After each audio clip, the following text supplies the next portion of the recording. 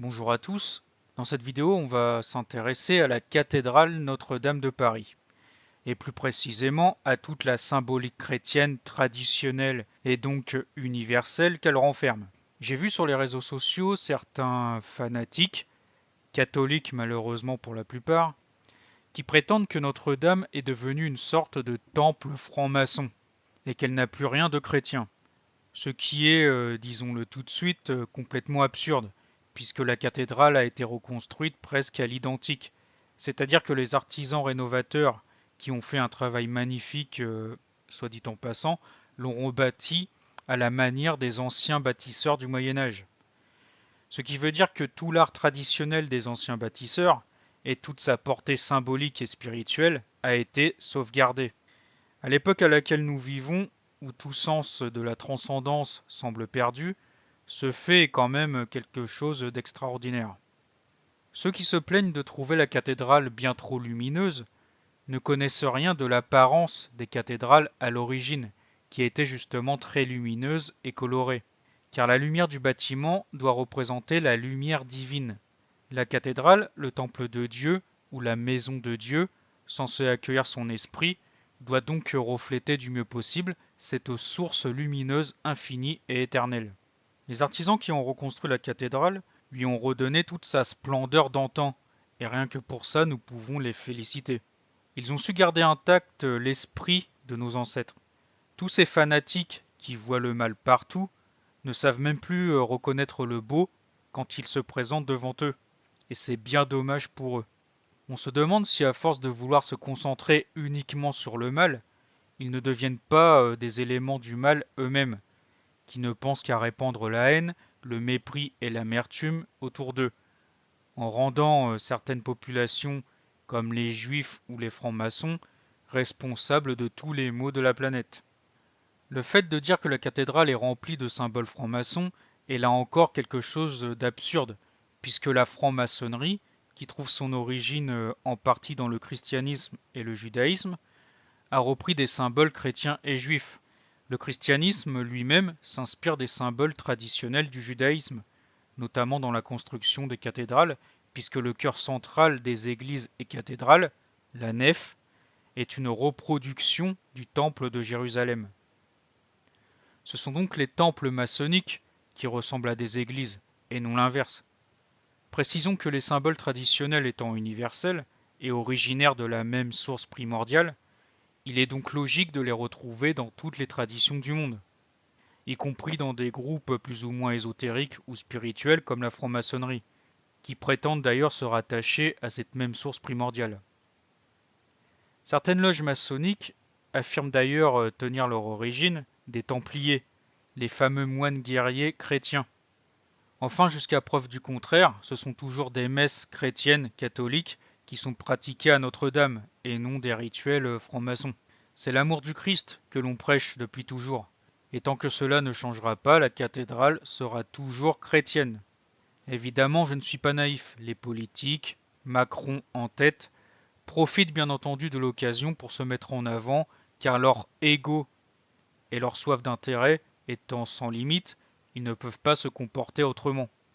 On a vu il y a quelques jours cette scène ridicule où Macron, tel le Messie ou le petit père des peuples, a fait un discours dans la cathédrale restaurée au milieu d'une foule représentant toutes les classes sociales de la population, du prêtre à l'ouvrier en passant par le cadre supérieur. Ici Macron, dont le prénom Emmanuel signifie, rappelons-le, Dieu est parmi nous, se prenait littéralement pour Dieu. Mais en voulant prendre la place du Christ au sein de sa propre maison, Macron ne fait qu'exposer aux yeux du monde toute la petitesse de sa personne orgueilleuse. La gloire infinie du Christ ne peut que briller de mille feux face à tant de médiocrité humaine. Macron aura beau faire, il ne peut rien face à la toute-puissance de Dieu, et les politiques, les rois et les tyrans ne restent que des jouets entre ses mains. Ils ne peuvent pas s'opposer au plan divin. Macron, comme tant d'autres avant lui et après lui, est un archétype ou un avant-goût, si vous préférez, de l'antéchrist final, qui viendra à la toute fin des temps. Lui-même, quelque part, portera le nom d'Emmanuel, puisqu'il prétendra être le Messie, un être divin au milieu du peuple, mais ce sera bien entendu le faux Messie. La reconstruction traditionnelle de la cathédrale, à l'identique telle qu'elle était à son origine, s'est imposée à l'oligarchie mondialiste représentée par Macron qui voulait en faire une attraction pour touristes vidée de son âme chrétienne. Notre-Dame n'est pas l'œuvre de la maçonnerie, ou du moins de la franc-maçonnerie, ou de Macron, mais celle de la beauté, la volonté bienfaisante du peuple et des artisans qui s'est imposée à Macron. Parce que cette beauté et ce bien sont le reflet de la beauté et du bien le plus absolu, c'est-à-dire Dieu. Et rien ne peut s'opposer à cette beauté. Je vois donc cette renaissance comme un signe divin au milieu de la tempête. Notre-Dame a survécu au mal, comme l'autel et la croix qui ont survécu aux flammes. Ce signe grandiose éclate à la vue de tous, mais qui sont les personnes encore capables de le voir? Rappelons que Notre-Dame est consacrée à la Sainte Vierge Marie, et c'est justement l'amour et l'humilité totale de la Sainte Vierge, unie au Christ, qui l'emportera sur l'orgueil du diable et de son antéchrist à la fin des temps. On peut voir dans la restauration de Notre-Dame, qui s'impose à l'élite gouvernante, comme une préfiguration symbolique du retour du Christ à la fin des temps, qui viendra faire régner tout son amour sur la création. Rentrons maintenant dans le vif du sujet en évoquant brièvement les symboles chrétiens traditionnels de la cathédrale. Tout d'abord, comme vous le savez sûrement déjà, la forme même de la cathédrale représente la croix du Christ. Toutes les églises et cathédrales bâties dans l'art traditionnel sont toutes en forme de croix. Une croix qui symbolise également le cosmos, la manifestation ou la création, pour employer un terme plus chrétien. Les branches de la croix représentent le monde, ou la création tout entière, car elles ont pour origine le centre de la croix, qui représente le Christ, Dieu, la source de tout ce qui existe. En partant de ce point de vue symbolique, on peut dire que le cœur du Christ se trouve au centre de la croix. Le cœur de l'Esprit divin qui bat au centre du monde et qui répand la vie à chaque pulsation. Le sang du Christ qui sort de son cœur divin étant lui aussi symbole de vie. Le Christ est la vie avec un grand V, à l'origine de toutes les autres vies. Le cœur au centre de tous les cœurs, qui doivent battre à l'unisson d'une même pulsation divine.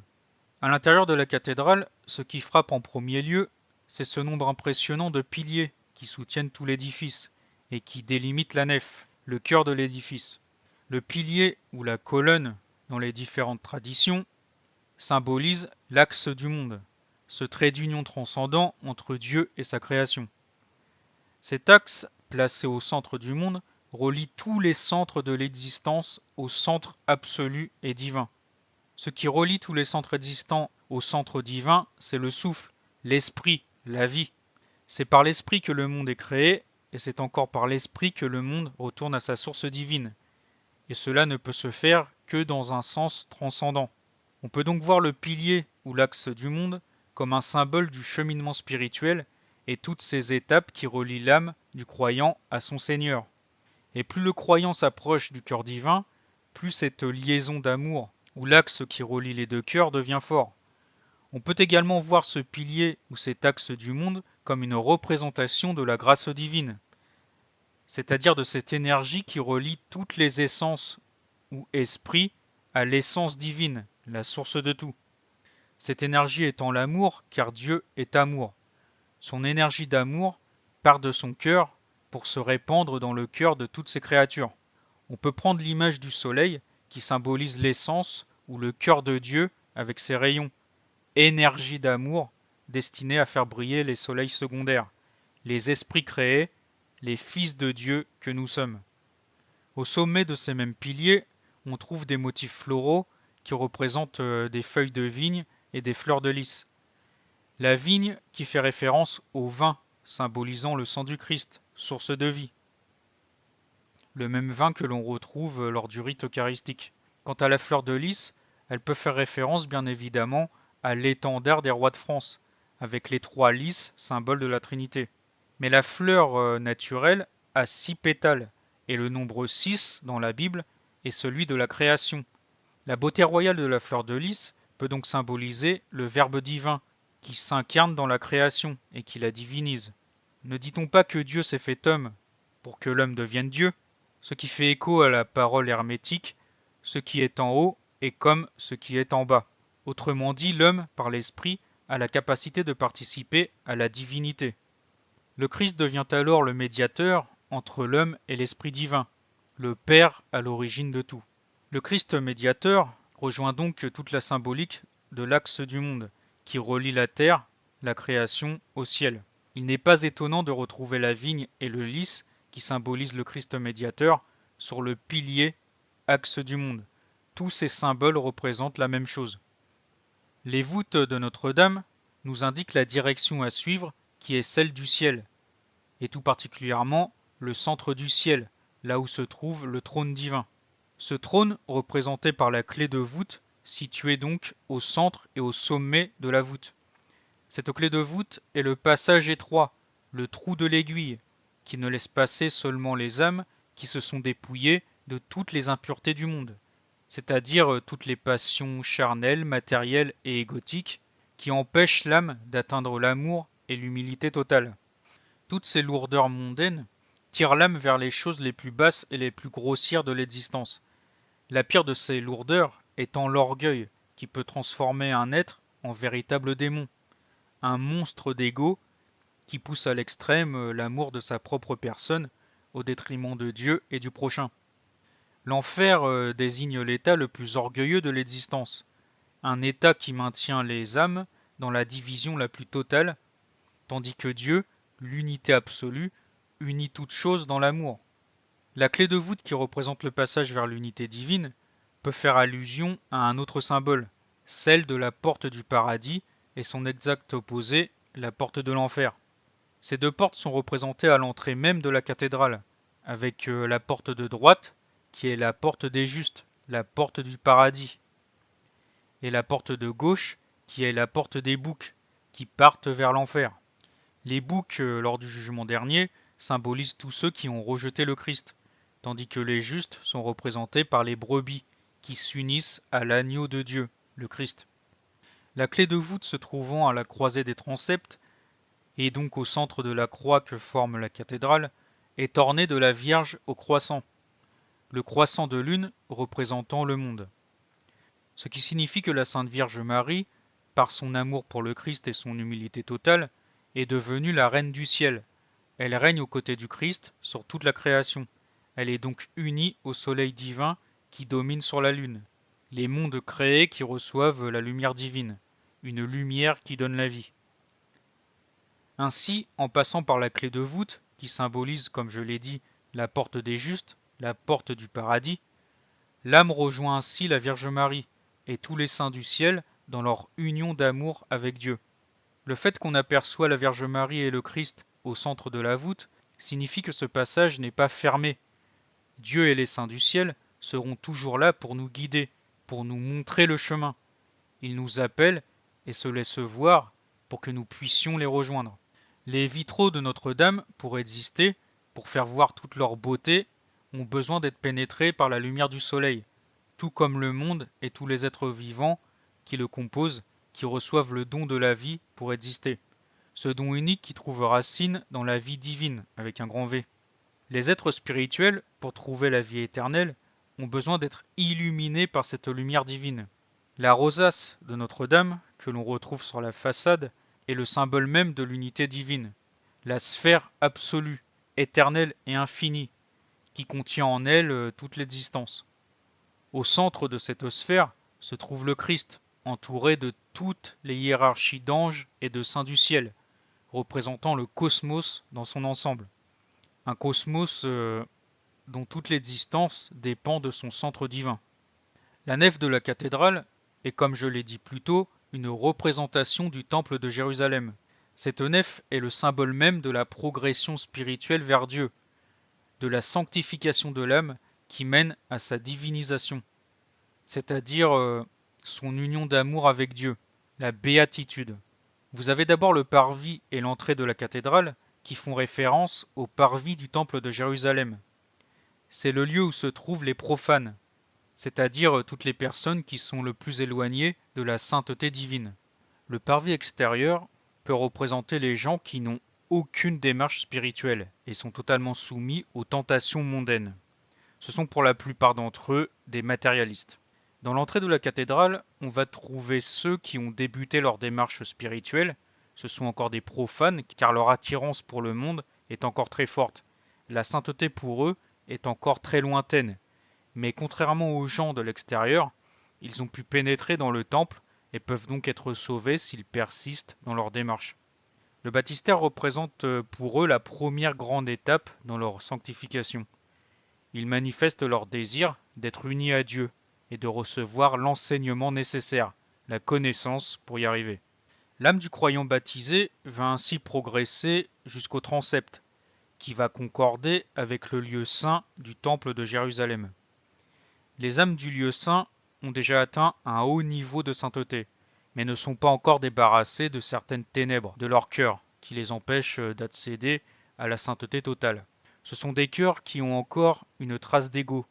Ils ne sont pas encore morts à eux-mêmes pour atteindre l'humilité totale. La mort totale et définitive de l'ego étant la seule chose qui permet, avec l'amour, d'avoir un cœur pur comme le Christ. Cette étape est généralement la plus difficile pour le croyant, car pour tuer l'ego, il faut parfois passer par des souffrances terribles, une phase qui peut mener au désespoir le plus total. Cette épreuve finale, pour l'âme, porte le nom de nuit de l'esprit dans la théologie catholique. La récompense finale étant symbolisée par l'autel de la cathédrale, le Saint des Saints, qui permet l'union de l'âme avec Dieu.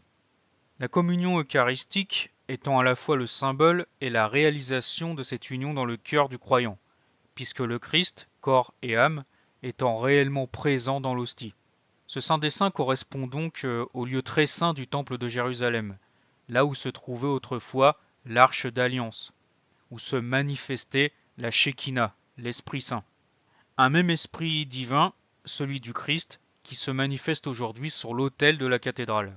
Notre-Dame a une particularité, et non des moindres, c'est que juste derrière l'autel se trouve la relique de la Sainte Couronne du Christ. La couronne d'épines pouvant justement faire référence aux souffrances ou aux épreuves qui permettent la purification de l'âme. La couronne du Christ se trouve au centre du nouveau reliquaire, magnifique soleil doré qui symbolise une fois de plus l'unité divine, avec le Christ au centre du cosmos. Certains pourraient être rebutés par l'aspect très art moderne de l'autel, mais personnellement je le trouve réussi, car dans sa forme même, qui a l'allure d'un récipient, il représente une coupe, le fameux Saint Graal, qui a accueilli le sang du Christ. Le Saint Graal rempli du sang du Christ fait lui-même référence au cœur divin, qui donne la vie éternelle.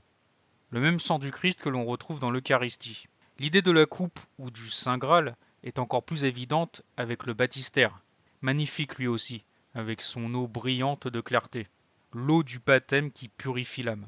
Quant au sol de la nef, formant un damier noir et blanc, là aussi il est absurde d'y voir une influence maçonnique quelconque, puisque le symbole du damier est universel et présent dans de nombreuses traditions millénaires. Il suffit de penser au jeu d'échecs et son damier noir et blanc qui existe depuis la nuit des temps. Le damier, ses cases noires et blanches et l'opposition des armées dans le jeu d'échecs, tout cela symbolise toute la multiplicité de l'existence, des choses et des forces qui parfois peuvent s'opposer, mais qui en réalité se trouvent unies dans l'existence tout entière. Toutes ces choses créées, même les plus opposées, sont des éléments qui composent le monde et qui participent à son bon fonctionnement, à sa vie. L'opposition basique entre le bien et le mal permet l'équilibre du monde, puisque le mal, la souffrance, est utile pour amener les êtres vers un plus grand bien. Le symbole taoïste du yin et du yang explique également très bien ce principe que toute opposition apparente n'est qu'une manifestation de l'absolu, le Tao, la source où toute chose se trouve unie, chaque chose ne pouvant exister sans l'autre. Le Christ est l'éternel Tao, qui unit toute chose en lui.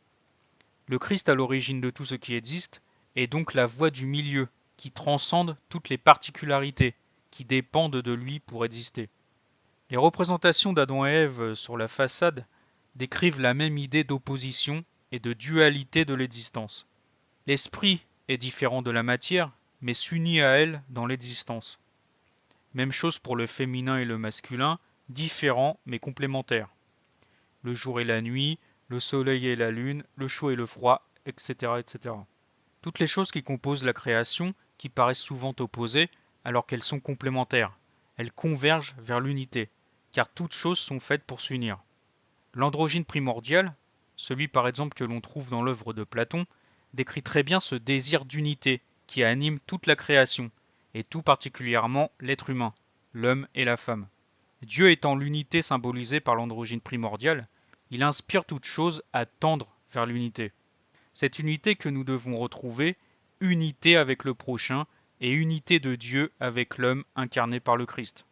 Enfin, unité de Dieu avec toute sa création lavée de toute corruption. Que Dieu vous bénisse.